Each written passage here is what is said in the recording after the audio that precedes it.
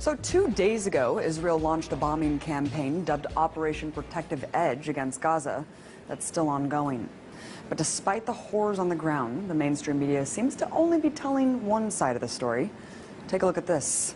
From the Wall Street Journal, Israeli air defense intercepts more rockets as fighting continues.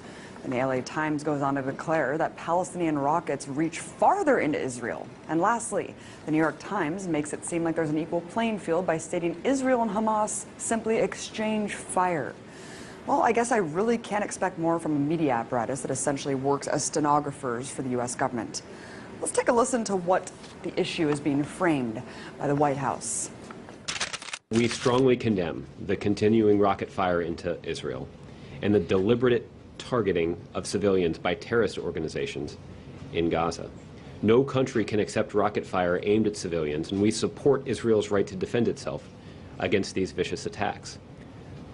At the same time, we appreciate the call that Prime Minister Netanyahu himself has made publicly to act responsibly.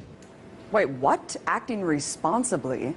I must be in the twilight zone, because to me, the collective punishment of an entire population is the opposite of responsible. So, what's the reality on the ground? Well, just in the last 24 hours, Israeli forces have conducted airstrikes that have struck 160 sites in Gaza, according to the IDF. In total, 550 sites have been bombed. And considering the fact that Gaza is one of the most densely populated places on Earth, with over 1 million inhabitants, any aerial strike conducted in the region almost certainly means civilian deaths. In fact, at the time of this broadcast, the strikes have killed at least 53 Palestinians, including 8 children and an 80-year-old woman. According to the Palestinian Minister of Public Works and Housing, at least 50 homes have been destroyed so far and 1,700 damaged. So when the IDF talks about hitting, quote, Hamas targets, remember that Hamas is the democratically elected leadership of Gaza, which could mean any government building or social services for Palestinians.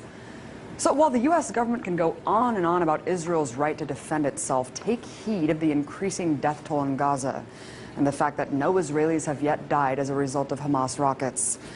Look, I denounce deadly force on both sides. But it's important to not frame this as a cycle of violence that's equal. One is the colonizer-oppressor, the other, the colonized oppressed. As IDF General's son Miko Piled said just yesterday on the show, there are 2 choices for Palestinians in occupied territories: to completely surrender or resist. And resistance is what we're seeing now. I'm sick of my Palestinian friends losing their friends and family every time Israel goes on the offense against innocent people living in an open-air prison. So if demolishing homes, conducting mass arrests, and bombing civilians is, quote, responsible, I shudder to think how many people have to die in order to define irresponsible.